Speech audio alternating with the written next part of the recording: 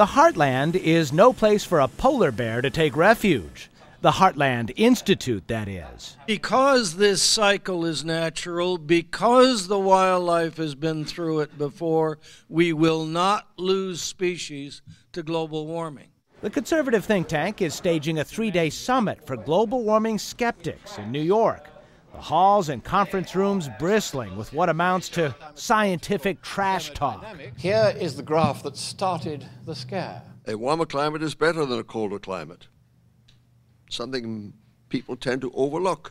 That's Fred Singer, a superstar among the climate change skeptics here.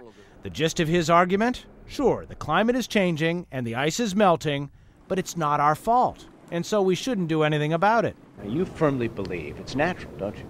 I do, and it's not a matter of belief. It's a matter of evidence. I go by data. Where are you getting your data from? It's a good question. I get my data from the IPCC.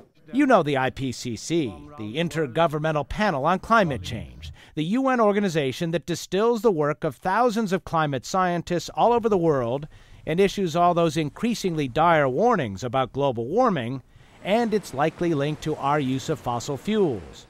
So how can the people here look at the same data and reach such a different conclusion? I think what we are is the junk science busters. Joe Bast is president of Heartland. He says the public is skeptical about global warming.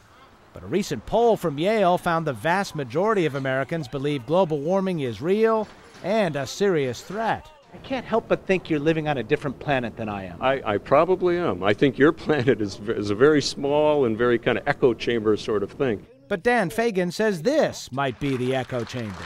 I think at this point they're largely talking to each other. Fagan teaches journalism and writes on the environment. He says skeptics have changed their tune as evidence started stacking up against them. A decade ago, they denied global warming even existed. They're getting closer to the scientific reality, although they're certainly not there yet. The only way that they could be right is if there was some kind of grand conspiracy. But that is what Heartland desperately wants us to believe. Even the Flat Earth Society didn't fold its tents in 1493. Miles O'Brien, CNN, New York.